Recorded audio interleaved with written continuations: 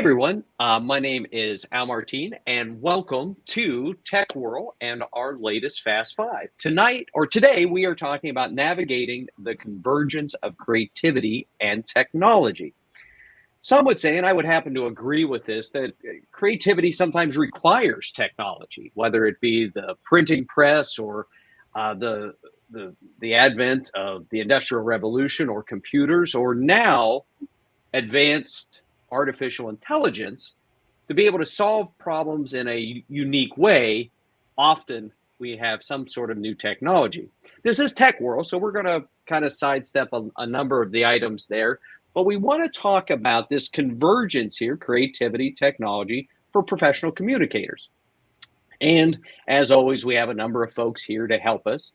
I will be doing some of the moderating. I am one of the co-owners of TechWhirl. Today, we'll be answering maybe a few more questions than normal, thanks to a different venture I'm partnering with that basically will be using AI as an underpinning of some of its services. So we'll kind of do a little bit of a mix. But more importantly, joining us are some of our favorite people from Northern Arizona University. Dr. Erica Conrad. She's the area coordinator for the professional writing program at NAU. Jessica Lewis, she's a freelance instructional designer and owner of Thrive Right Education. Chris Farmer, manager and trainer in communications and TechCom. Also, and this is the part that gets really interesting, he is an AI trainer. So one of the roles he's playing and working on. So we're really interested to learn a little bit more about that. And if we can figure out how that's being trained, then maybe we can understand how to utilize the software and this new tool a little better. And then finally, Connie, our co-owner, TechWhirl, executive editor, has been.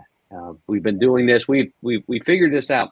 We have been doing our Fast Fives. We've owned the company now for 13 years. We have been doing Fast Fives for basically 12. So we must have started these about a year into it. So it's it feels like a long time ago. So. All right, Erica, thanks so much. It's good to see you. We see each other maybe once a year, and it's always on a camera somewhere. But how's it going? It's going well, surviving the heat in Arizona, and I'm really happy to have Chris and Jessica here live. Since our programs are all online, it's a treat for me to see your faces, and I want to thank you for volunteering your time to be with us. And as always, Alan, Connie, it is always fun to be with you and chat with you. You always inspire me, so thank you also for being here. Yeah, no, it's great to have you all and you on here. It's fun. It's always the lead up is fun, and these chats are fun too. So I heard you're working on a new class at NAU, and it's kind of one of the underpinnings from how we got to this conversation. Can you tell a little bit more about this one? Yeah, it is AI, as in artificial intelligence, for workplace writers. And it is a class for both graduate students and undergraduates. And our graduate students in professional writing will get to be the leaders of writing teams. And we're going to be experimenting with all different ways to use AI or not use AI for workplace writing. So we'll do a lot of experimenting and a lot of working together. Awesome. Well, that sounds fun. We'll have to learn a little bit more about that as we go through here. Figure out uh, maybe we can audit it. All right. You are welcome. You're always welcome. Oh, cool. All right, Jessica, thank you for joining. First time on our broadcast here. So, how's it going? Doing great. I'm also here in Phoenix, roasting and waiting for fall. Got it. So in your bio, in your bio, you have. I was looking up. It's turning creative chaos into professional and technical writing. Do tell. Well, as an instructional designer, I realize that often I communicate with people who are very linear, and sometimes they can't see the big picture. They want to begin at the beginning instead of right in the middle of it. So as an instructional designer, I look at the chaos and look at the content they have, and then I kind of sit in it, looking at it, and then I reorganize it in a way that's more palatable for the audience, their particular audience. So a lot of times it's a lot more messy than maybe non-creatives or people who don't have experience teaching. So it sounds like I have some feedback. I'm not sure what it is. No worries. Keep going. Keep going. Just kind of as a heads up, we'll figure it out. Okay, so basically just the idea of creating some clarity out of what maybe my clients think of as chaos. It's crazy, it's messy, they've started a million times. And so what I do is go in there and I create some order and clarity into it. Gotcha. Well, cool. Right on. All right. Chris, how's it going? Hey, how's it going? Yep. Oh yeah, I guess I should tell you how I'm doing. So yeah, I'm doing pretty good. I'm in Florida, so I'm on the East Coast in Jacksonville. So we just dodged this crazy storm that sailed through and did all this damage. So I'm thankful for that, and heart goes out to everybody else. But I'm doing good. Awesome. Yeah, good. Glad to hear, and our thoughts are certainly with the various folks in the line of this storm. It was pretty remarkable. With being in Iowa, we sat back. We get to do the tornado thing, but thankfully we've never seen one of the hurricanes come our direction. But yeah, no, certainly a remarkable sort of path, and the number, the water, the gallons. I saw something like 1 trillion gallons of water, like 51,000 times into like the football stadiums and stuff. If it was to fill it, it's just incredible. So glad you're okay. All right. And okay, so AI trainer, do tell, man. We're all right. So it's it's a position that I fell into. So I joined a job site on the university, and a recruiter actually reached out to me about it. But it's interesting work. It's a remote job, obviously. So I'm logging in, and I'm doing everything from doing creative writing stories to writing newspaper articles in response to prompts. The same things that you go in and ask a chatbot to do for you. I'm going in and responding to those posts and providing what's called ideal completions, what the model should provide as a perfect response so that it can learn from that. I'm going in on other tasks, and I'm rating responses against each other to say which one is better so that the model can learn from that and put out the data that we want. Some tasks involve crafting prompts and then writing rubrics for what is explicitly, implicitly required in those prompts, and things that are nice to have to make humans like it. Everything from the formatting of it to verbosity to avoiding harmfulness, not saying things that are dangerous. So many levels of writing. And I kind of approached it as kind of an internship, because I'm doing a professional writing degree. So I was like, okay, I can just do this and learn and practice the craft a little bit. And it's really let me practice a wide array of writing tasks. It's been really good. Got it.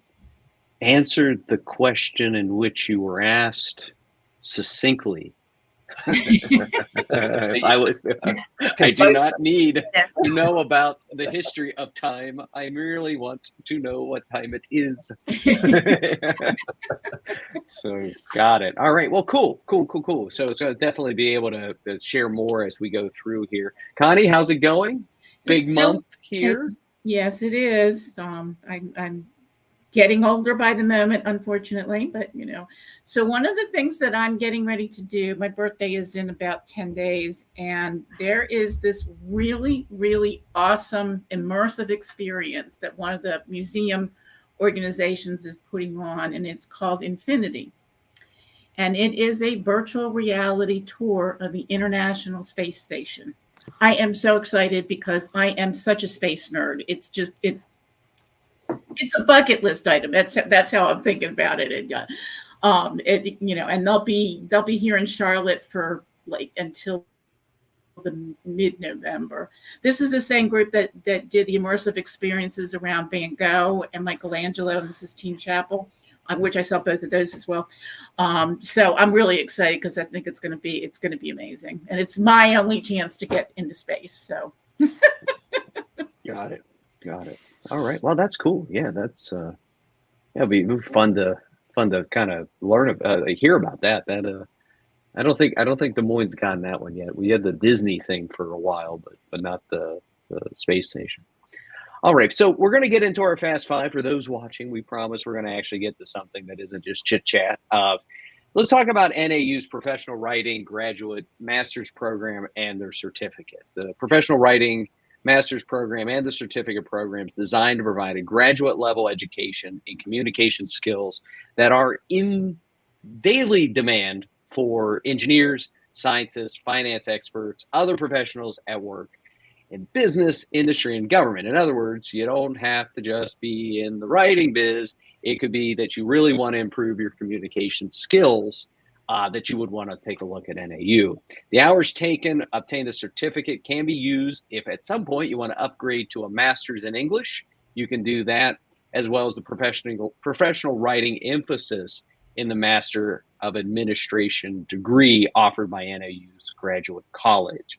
The professional writing certificate is all online, and NAU has been a longtime partner of ours, from kind of either helping us when we were looking for some editors and feedback. We've partnered on that side of things, to sharing some remarkable content, and then us getting to either work with their alumni or their students in this and other things. So we appreciate that more than we could probably ever share, and yeah, have thoroughly enjoyed it. So if you are all thinking about this, and you're like, I really would like to communicate better, and that is something that you cannot outsource to a computer. Being able to properly communicate is not something that can be outsourced. It can be helped, and we'll get into that. But anyway, think about NAU, because yeah, absolutely going to help you out. And then you'll be on this in 2048 or something. You'll be on our song. So anyway, let's talk about Fast Five discussions and get into this. We normally find about 5 big questions that we want to talk about in this period of time while we're chatting here. And they're submitted either through X, through Facebook, LinkedIn. We think of some. We might go to the AI and see if it had some ideas, and then basically we organize them and we send them. If you had asked the question and we haven't got to it during this part, we will just send you a note, and we'll get in touch with you. If you have a question and you want to send it out, the hashtag TWFast in the numeral 5, you can do that. We're still tracking on X. We will, or Twitter, we can lift that up as well. So just go for it. So anyway, without further ado, Connie, you want to lead off here? Okay, sure. One of the, and listening to the experience of the folks that we have on the call today, I think this is going to be a really interesting topic, because of we come from so many different angles on it. But the initial question that I have for you is, what unique perspectives and skills do creatives bring to the field of technical writing? And how do these perspectives enhance the quality of technical documentation or technical content? Well, I'll answer that.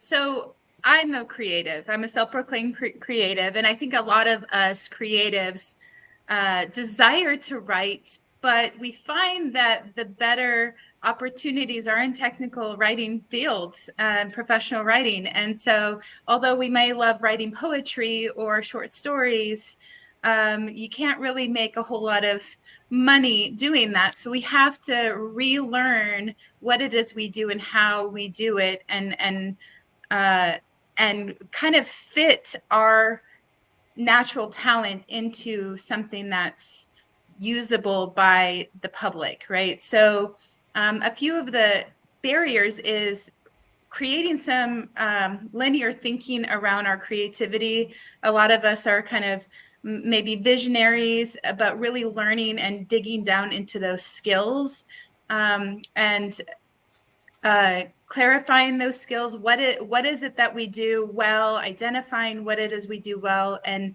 different things that we need to learn to make ourselves usable. But also that we have an ability to see the big picture. We can see what it's going to look like and really connect to that audience in a different way. And that's one of the things that I think a lot of us writers fear with AI, is that you might have someone who can use AI, but maybe they don't know what it should look like to really make that big impact that the way that a creative would. Yeah, I think you're a lot of what you're saying is resonating with me. My mother was an educator for 35 years, and she had this theory, I think was from her graduate program, about global thinkers versus sequential thinkers, which sounds a lot like your linear type description. And people who can do at some level both of those things, somehow or another bridge those things, tend to be really good in this thing we call technical communication, because they see the big picture, but they also know what details matter and how to bring them out in a way that people can understand it. So I totally get what you're talking about. I would ask, and the other thing is, how do you, as you deal with non-creatives all the time? My brother-in-law is a civil engineer, not the most creative job in the whole world. So how I talk to him and ask him questions is really different than how I ask my sister, the watercolor artist, what she does and what inspires her and things. So can you tell me, Jessica, how you think that non-creatives view people who are more creative? So I think that we speak a completely different language. We creatives want to brainstorm with everybody. We want to give them the vision. We want to tell them what it's going to look like. But really, dealing with non-creatives, you have to just give them the basics and tell them when you figured it out. So a lot of times whenever I work with clients, I will ask them a bunch of questions and I will do the hard work to recreate it. And I will only share with them when I see the end goal, what it's going to look like. This is what you will do, very simply, that, hey, I have taken your words, I've recreated it, I've put it where it's supposed to go, and this is what you say.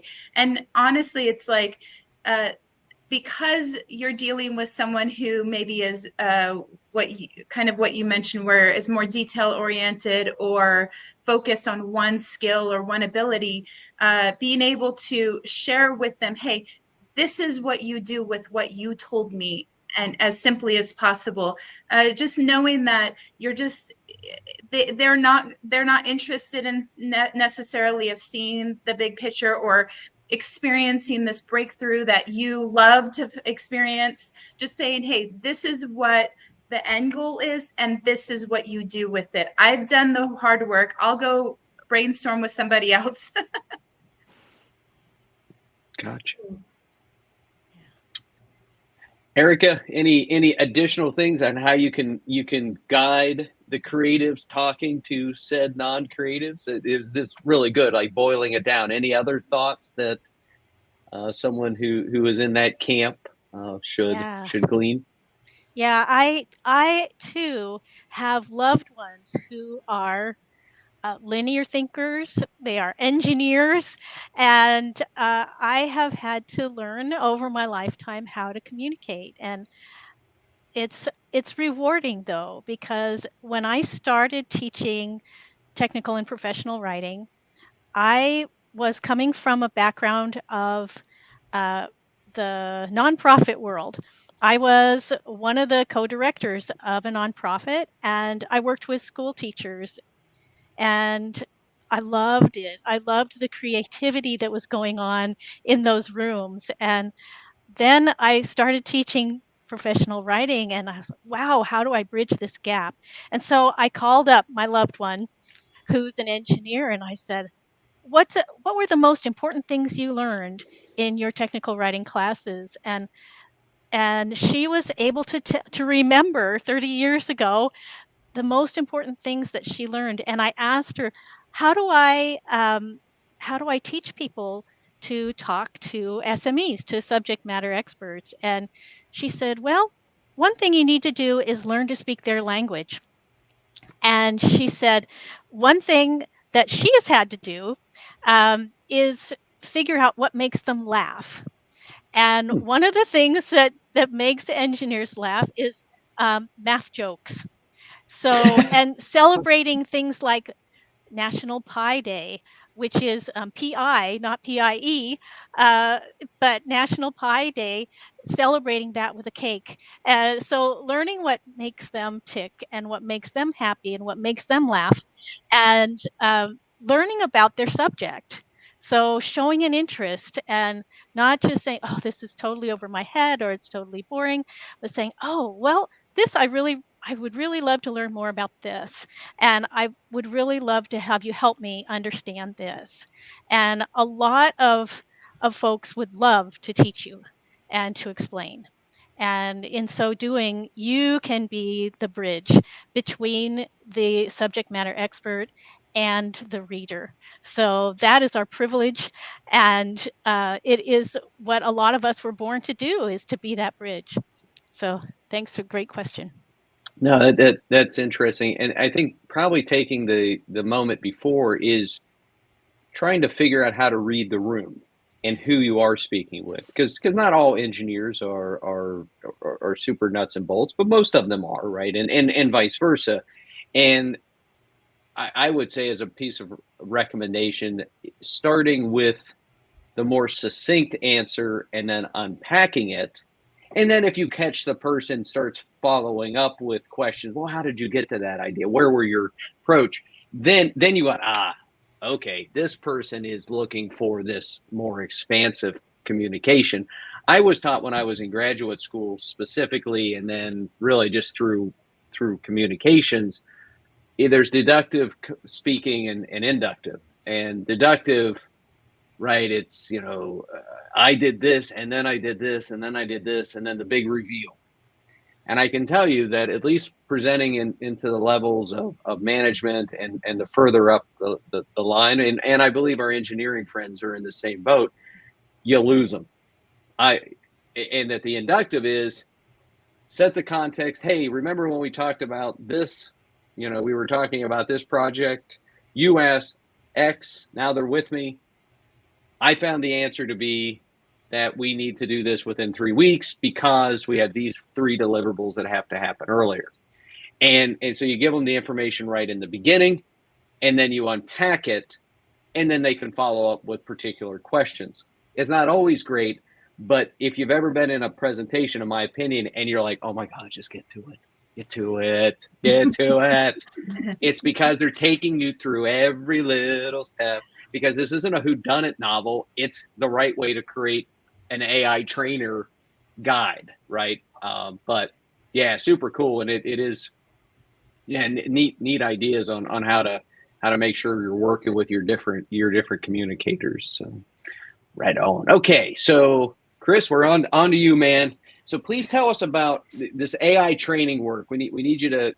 We'll learn some more now that you gave us some of the good stuff earlier. But what have you learned from it as a writer, right? What has it been able to kind of help you when you're applying it?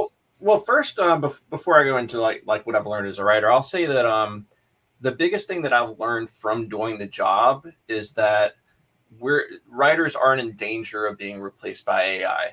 At least not yet. Yeah.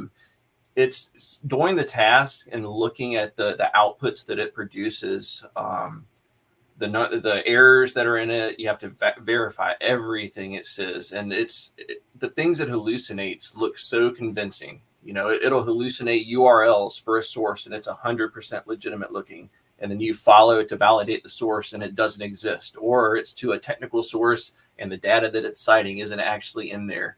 And then there's also the factor of like biases that are built into it. They train these things based on the internet, to start out with, and that's kind of what my role is. We're kind of trying to fix that, but the internet is full of human bias. We've written things with our sexist, gender bias, national bias, everything. It's all in the models. And so they're hiring people like me to go in with a purpose and rate responses based on all these metrics to try to override these biases. They try to program it out too. I think you may have read something online. There was an instance where Google, their language model, was putting out the founding fathers, but it was only putting them out as like multicultural, which is fine, but it's an example of overtraining the model. I remember a task that I did one time. It was a multimodal response, and basically what that is where the model is watching a human on a video, and the human is interacting with them, giving them prompts and asking them questions, and the model's able to see them through the camera, look at the data, interpret it, and provide responses. It's pretty advanced stuff. And our one task that stood out to me, it was a girl, or a woman, and she basically asked the model. She said that, I'm putting together a social media site. I'm going to be an online model, and I want to make myself look appealing. And so she asked, what is the preference for eye colors generally? A simple question that you can Google and find the answer. There's different websites that will give you different answers. And the model, rather than answering the prompt, began trying to convince her, which, legitimately good advice, but you don't need to change yourself. You're perfect the way you are. And the interaction between the person and the model, because I'm watching the video and I'm listening to the audio responses and rating what's good and bad. And the model literally gets into an argument over providing the answer to the question. So there's a certain, and it's good advice, 100%. People should 100% be good the way they are. But in this context, I'm asking for a simple piece of information. The model didn't give them the answer. So there's a reasoning that's not there, and I don't think my humble opinion, I don't think it's ever going to get there. So these things are not going to replace people. As far as technical writers, it's just not going to happen. It's not that I can see. But getting to the direct question, what I've actually learned. Sorry for going off on that. No, that's great. No, that's So so I've learned attention to detail. But I've learned that more from the humans than from the model, because the process is you got different levels. You've got taskers, you've got reviewers, and you've got auditors. And I've done all three. They kind of juggle you around depending on your performance. I've made it all the way up to auditor on some projects. And so you're say you're doing a task where you're producing a completion, ideal completion. You're writing a response for the model to learn from. Well, you say it's a short story. Well, that's going to get reviewed by a human who's going to come at you like a critic and pick it apart and tell you all the things that are wrong with it. And not just grammar, but just the quality of the story. And so then you're going to go, I've gone back and forth. I've decided that creative tasks are really hard. Those are the hardest ones. I try to avoid them because no matter how good you think it is, the reviewer that reads it is going to come back and tell you that it's not so good. And it hurts a little bit. But I've learned to produce concise. I'm not being concise right now, but I've learned to produce pretty concise quality content. I've learned to... Normally, when you write something, you have to walk away from it for like a couple hours and come back to it to spot the errors. And I still have a little bit of that, but my initial products are a lot better than they used to be, just due to practice and looking for errors as I'm producing content. So I've gotten a little bit better at applying the rules of grammar. That's something that I've gotten out of it. Yeah. Got it. So in the training part of this, any opportunities, or have you seen where they're trying to take some of the creative work, sort of the organization, and boiling it into the into some structure? Are you seeing that as some of the models that you're training on? So when you say structure, are you talking about like formatting and well, saying, hey, we're going to take chaos, we're going to take this larger idea, this nebulous of concepts, and then we're going to kind of bring it into, technical writing and being able to organize it into topics and whatnot. So that's, that sounds kind of like, so there's different types of tasks that the model do. That sounds almost like summarization or rewriting tasks is what I would group that under. The models are really good at taking data and organizing it and putting it out in different formats. if you control the data, there's a new one that I've been playing with a little bit, and I've been using it for courses a little bit too. Google LM or Notebook LM, that's what it's called. You can actually pull PDFs and documentation into a language model, and it'll use those as its only sources, minus the the standard interactions. And so that kind of fits in with what you were saying. If you pull in a large body of knowledge into something like this Notebook LM, it's going to give you answers and organized content based on what you put into it.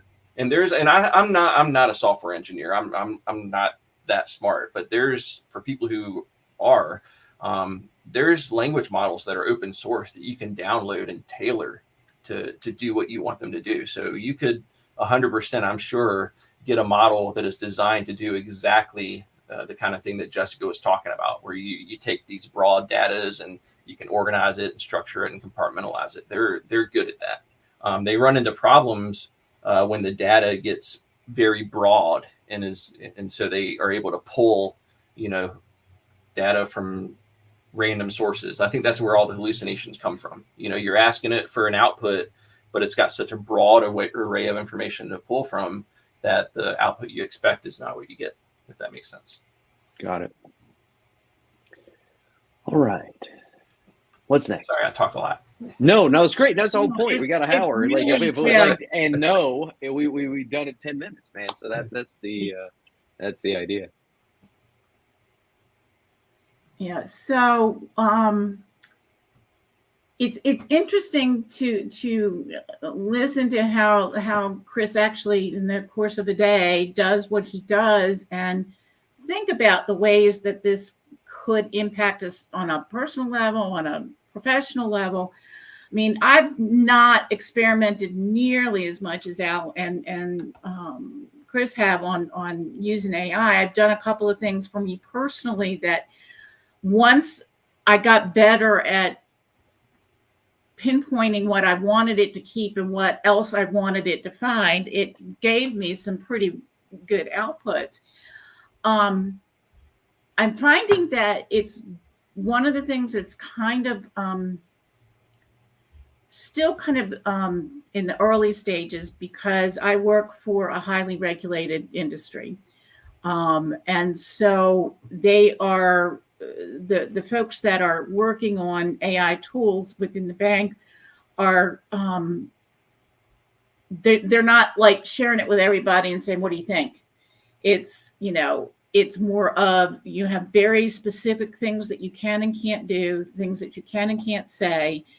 You have to be very conscious of bias because it could affect decision making that's going to affect somebody's financial life. So I can't really come up with, much in the way of examples from the work side, because it's just, we're not allowed in there yet. Someday we will be, but we're not allowed in there yet. So I always like to just play with things on my own, just to see, if I just ask it just a basic search question, I'm not going to get very much. But if I add some conditions and some attributes to it, then it starts getting closer to what I want it to do. Yeah, it's I've found that also just recently I'm taking a class with Erica. I was trying to get the AI to put out a specific output, and I've found that a lot of times when I initially ask the model something, it'll give me a pretty good output, and then the more I ask it to tailor, the more complex I make the output, the more it fails. If that makes sense. So I mean, and that's not to say that it's always going to be that way. I mean, where they are now, vice where they were 5 years ago.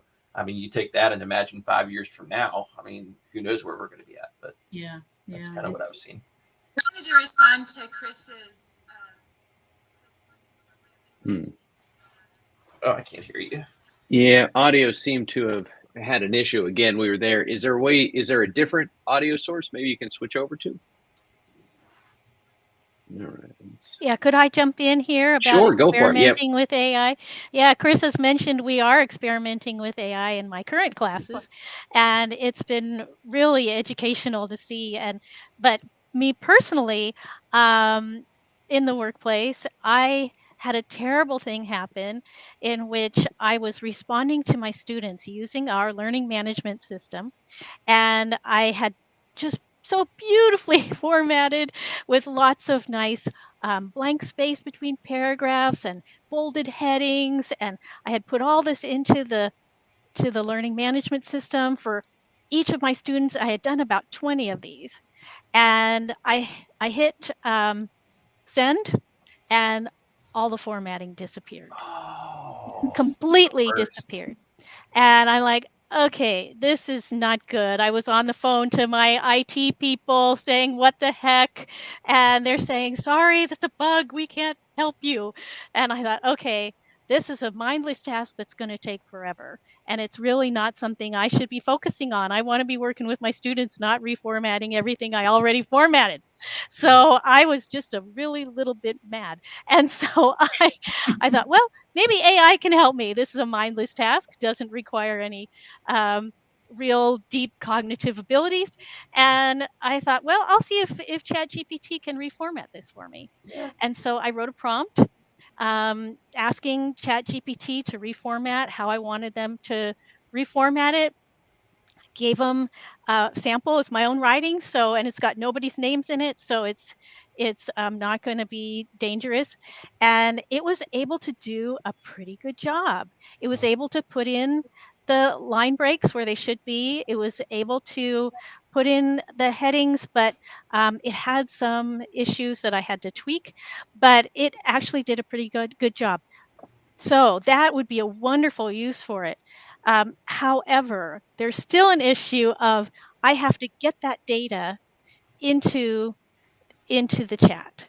I have to get it into the AI, and that is time consuming as well. So I was timing on myself to see, okay, which takes longer, me reformatting my own self or asking ChatGPT. It was kind of a wash if you include, well, now how am I going to get all these 20 responses into ChatGPT? So all of that, it kind of turned out to be a wash, but it was an interesting experiment. And I was impressed that ChatGPT was able to do the formatting, which just a year ago it couldn't do. So Yeah. there you go. Interesting. What is Really it talk interesting. about? I don't know if my audio is any better. Yeah. Getting there. It Yeah, seems to be it is. coming back, like it was coming back up. So keep going. So it's Yeah. okay. Is it Yeah, yeah. better? Yeah, Okay. yeah, good enough. Yeah, yeah. Good. I wanted to mention what Chris said about writers not replacing AI.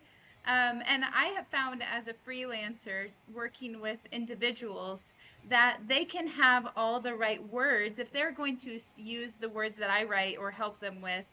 Even if I use AI, if they're going to use words that are written to present verbally, and it's personal to them, I still have a very vital role in giving them the vision and the words in a verbal way. Hey, this is what you're going to say, and this is how you're going to say it.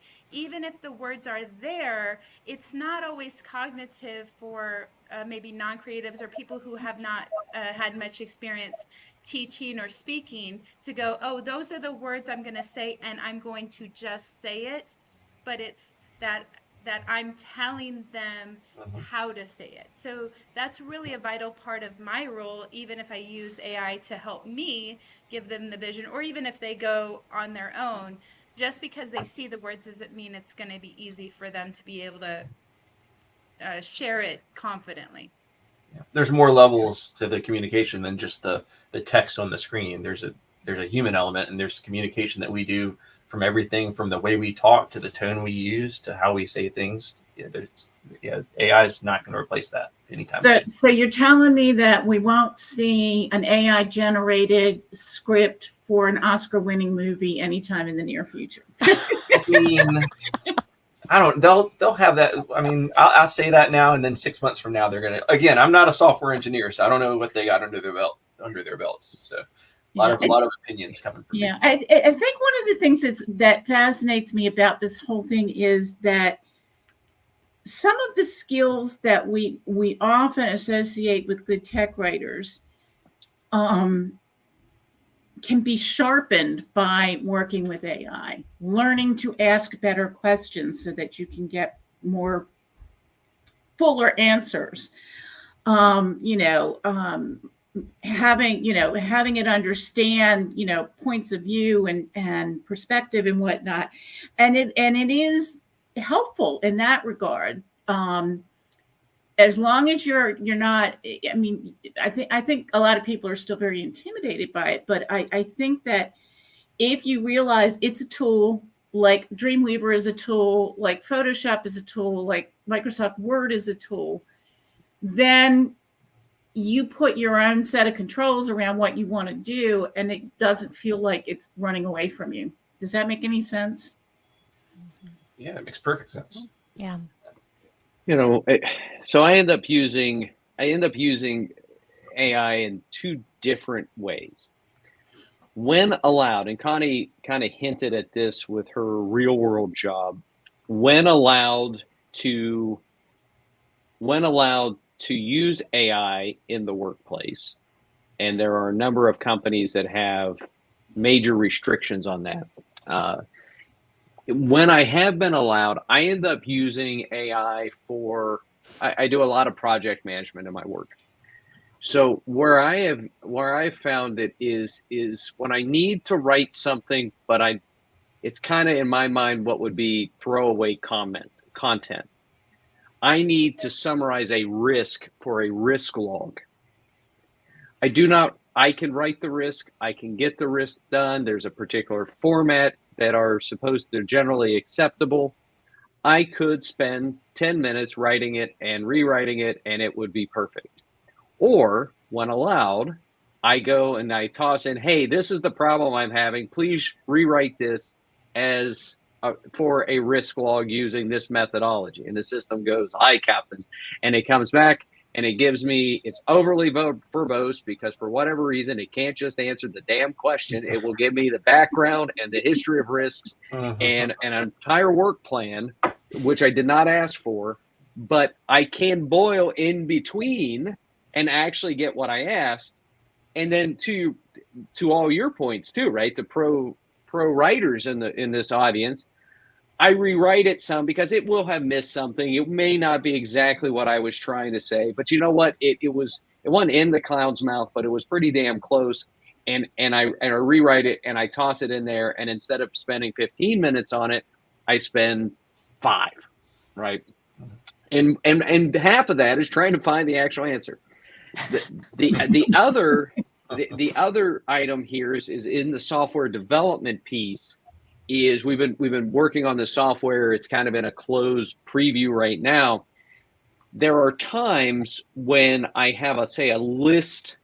I'm trying to change the UI and I need a header, or I'm needing, and I'm like, so I often go to ChatGPT. In order of operations, it and Claude sort of fight it out for being somewhat smarter, and then Google, like it's like kind of, I don't know, like a sophomore in college, and at this point in time, Google's kind of like a sophomore in high school.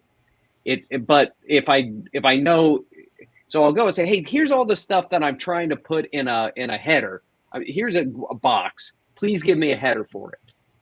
And it'll list, 10 different headers because it was built by engineers. It was built for this. So it actually is remarkably good at that. And then I'll see one of them I like or something that goes, okay, that's what we're looking for. It is also remarkably good if I need a list of all the professions in the world. It is great at giving me that. And it has gotten to the point where it can not only give you that list, but if I need it in a CSV file, because I know my developer will need to load that CSV somewhere, it will go ahead and put it into a CSV file and format it correctly. So I end up using, I need a summary. I need a summary on the top of this screen for writing a job description. Please give me something that is like 10 words. And it'll like, oh, okay, yeah. Or, I'll make a quick change. And so I end up using it there where it's more of a brainstorming tool, or tell me about, probably the biggest piece I did, and then we'll move on, is we were deciding where we were going to sell to. and you have a startup and you have a large enterprise, right? And all these stages of a business in between. And this is work I've been trained on. I can do this work. I have to go to a library. I'm going to have to get to specialized things. I did not have the time or the patience to spend 2 weeks building out a proper model. So I just went and I got into a flow, and I figured out the right way to ask ChatGPT, tell me the stages of a business. Please, in those stages of the business, please give me how many employees and how many employees are hired per year. What are the biggest problems for recruiting? And I got it going, and I got into the flow, right? This is as much as me being able to give it the right question and it getting the right answer. And I say, no, this is what I meant. And I was able to build out. Would I have gotten an A in my grad school class? No, I would not.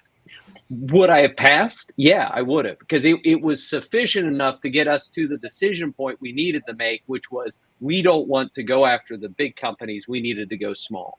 So I was able to, within about an hour, have a reasonably formatted, reasonably built analysis on all these key decision points that I would then go validate. I'm trying to do through research.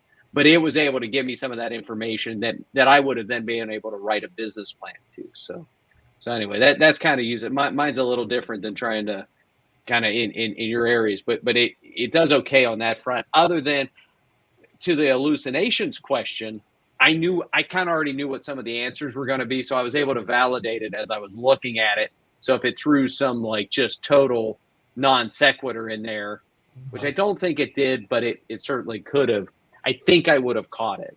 So anyway, but yeah, it's an assistant by all means, not the thing. So thinking about that, right? So I'm presenting all this. I'm now on the record for all these things. But the question is, what about ethical considerations, right? You wish we could take into account what are the ethical considerations you wish we could take into account when using AI in the workplace, writing customer-facing content? Connie, we'll let you go with this one, and then maybe we'll all just bat it. I think there's quite a few. I mean, obviously, one of the is intellectual property, which is going to continue to be a struggle for a while because we're feeding the entire internet to these AI models, and a lot of that content has been copyrighted, is owned by somebody, and the tools don't necessarily know that it's owned by somebody. So one of the biggest things is going to be intellectual property, and you saw this with the writers' strike last summer, where they were like, we own our stuff, and we don't want AI to be able to steal it from us and recreate something that we have already done. You have other ethical considerations about privacy of data, making sure that wherever you're getting that information to feed to the model, that it is scrubbed in some fashion or another, that it can't identify people. I think that's going to be another big consideration, is making sure that, because we know how many problems we have with trying to keep our data private without AI. You add AI into the mix, and what starts to happen? And then there's going to be a lot of legal considerations depending on your industry. I mean, the financial industry has, huge numbers of rules and regulations, and AI would need to be trained to understand the implications of, if some of those regulations come into conflict with each other. If somebody's given me this situation, they want to do X, and the regulations say no, you're not allowed to do that. How do I interact with my customer to give them the right advice about what to do? So I think that you're going to see the ethical implications are vast, because industry is vast. There's so many different places where rules and laws and regulations come into play. And that's a lot of where there needs to be a focus right now, because you don't want people to start playing with an AI tool and then all of a sudden get some sort of traumatic event where their information is leaked or whatever, and all of a sudden nobody wants to do this anymore. And I mean, there's so many good things that AI can do, that making sure that we've got the guardrails in place to make sure that it's not going to disadvantage or somehow or another damage the people that it was intended for. And I think that's where the big concerns are going to be. Yeah. Other ethical considerations.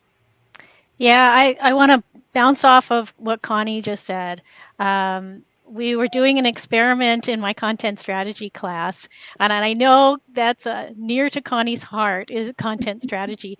And one of my students was asking AI to create a social media post, and my student gave it a prompt and told the parameters of what should be in the social media post, and the AI came up with this really great slogan for the top line of the social media post, and that was free flowing and flower focused. And Ooh. I don't have the exact words that it used, but I thought, wow, that's really good.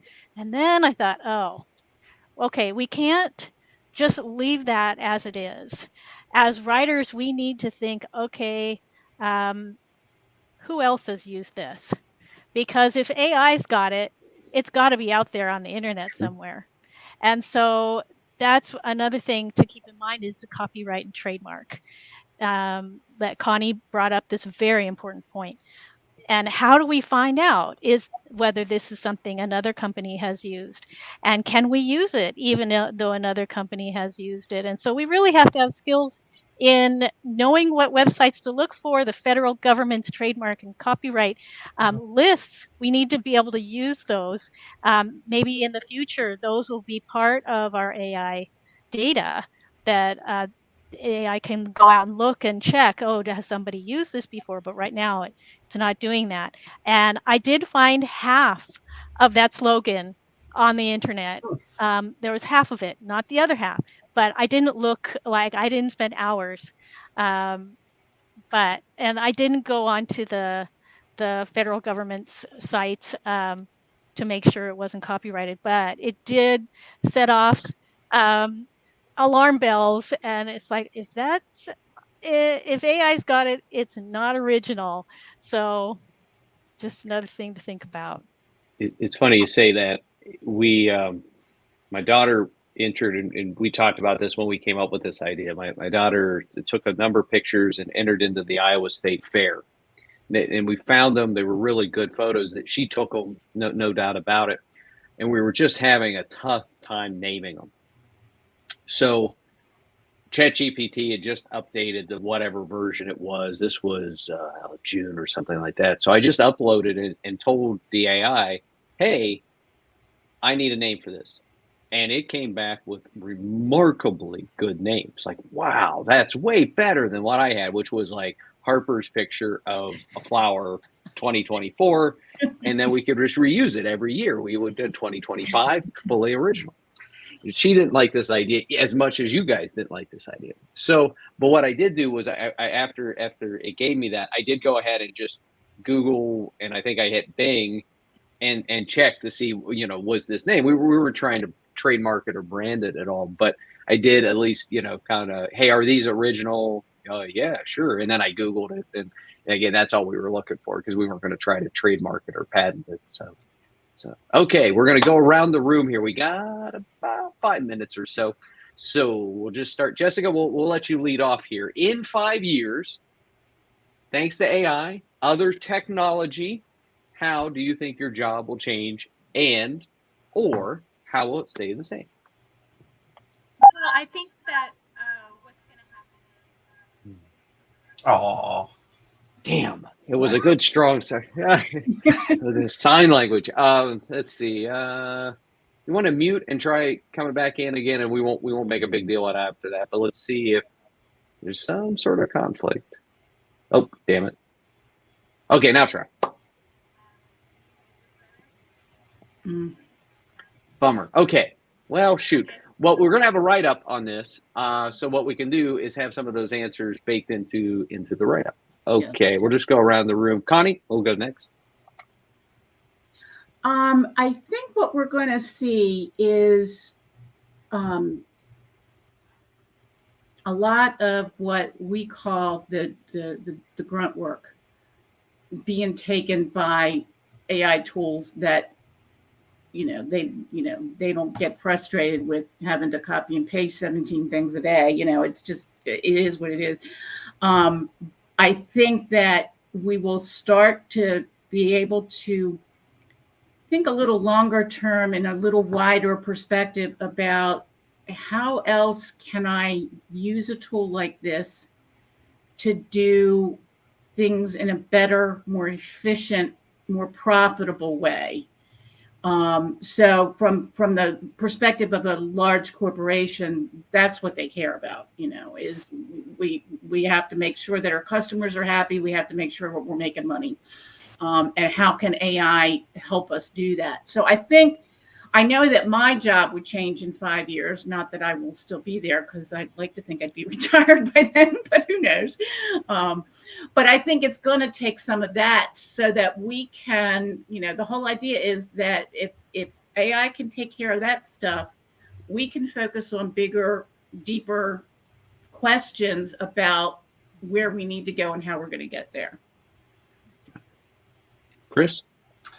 Well, for the freelance AI trainer role, I think that may not exist in 5 years. Just from what I've read, I know that the end goal is to build, a reservoir of data from people doing stuff like I'm doing, to where the models don't need to be trained using the reinforcement learning from human feedback anymore. So 5 years from now, that's a long time. They may be at that point where the models have gotten so smart and the quality of data they've been trained on is so good that they're at the point where they don't need people like me doing what I'm doing anymore. As far as preparing for that, I'd say just, or whatever your role is, use the AI, use the tools, and build familiarity with them, because it seems like it's going to get plugged into everything. It's the way it can automate tasks and generate data. It's going to be everywhere. So if you're not using it, you're going to get left behind. I'll take it, and then Erica will let you have the last word here. I think in 5 years, and especially 10, the information at our fingertips is going to be remarkable, and all the stuff we heard about in the 90s will finally have materialized. I'm fairly certain that we'll be able to have, let's say we're doing documentation and we have software, we will be able to, in pretty much real time, better understand which areas of the software is having problems, because somebody has posted on whatever the latest social media is, questions, and being able to glean that and gaps, everything from being able to better understand who really is buying this software. When I understand who's buying it, I'm going to understand what their needs are, and I'm going to be able to produce it. I think this real-time blind stuff is going to go away. My guess is it's going to produce the soft, and we're going to have to display it somewhere. There'll be a giant, I'll call it, there's going to be a giant lawsuit around, hey, you've stolen all of our content. TechWhirl, I'm sure, has had a massive amount of theft that it's now doing. Don't worry, Google's been doing that shit for years when you list the answers. They're then going to say, hey, we're too valuable because we're already incorporated in all of these locations. And then they're going to basically get away with it. I do wonder if the long-term creation of unique content on these platforms will go away. And I do think there's going to be a gotcha. And the last piece of this is, I think where the real power is when they're releasing these agents inside of the enterprise to be able to mine out that information and use your own unique stuff. So I think there is going to be a gap there. And hopefully there's some way to get rid of all the AI generated garbage that is starting to pollute all the feeds and whatnot. Dr. Conrad? Yeah, Al, I am looking forward to the day when I can search my learning management system for an idea that I know one of my students said this. Where was that? I don't know, but AI will help me find that, like that. That's what I would love. Right now, it's not able to do that, but I would really love that. And I think that as far as preparing, what Chris said is so important to experiment and play even if you're not able to use it at work. Play with it in your personal life. Plan a trip with AI. Plan your menu. You've got a vegan, you've got a gluten free, and you've got a carnivore all coming to dinner. Ask AI to help you plan that menu. Play with it and join some groups. So we're still all humans and we learn well from each other. Um, so I belong to a Facebook group that is AI for educators. There are all kinds of webinars you can do for free on Bright Talk. The Content Wrangler has all kinds of folks come in and talk about AI and different software, different environments. So join a group, experiment, and the the main thing is to wonder. And I love Anne Lamott is one of my favorite writers. And one of the things she said in one of her most recent books, and I've got the name of it here somewhere, um, is it's, let's see, what's it called? It's called Somehow. And she says, curiosity leads to wonder, and wonder is a cousin to love. Wonder is why we are here. So stay human, play with it. There we go. But eloquently said. Awesome. Yeah, no, thank you for that. And thank you all. Thank you for watching. Erica, Chris, Jessica, thank you for joining and talking. We're gonna really appreciate it. We will do a write-up on this. We'll add some more context here. Unfortunately, Jessica's audio was a little in and out, but we'll get you there. And if you have some additional conversations or something you want, use that hashtag or send us an email or send us a comment. You can comment on the YouTube feed. And especially if you are interested in learning more about NAU's professional writing certificate, the larger program, do a quick Google search or go to TechWhirl and send us a note. We will get you into contact with Dr. Conrad and the NAU folks. They can give you a demo and talk you through it and see if it is the right one for you. For myself, everybody here at TechWhirl, everybody on this call, we appreciate it, and we hope you have a good rest of the day. Bye. Bye. Thank you, everybody.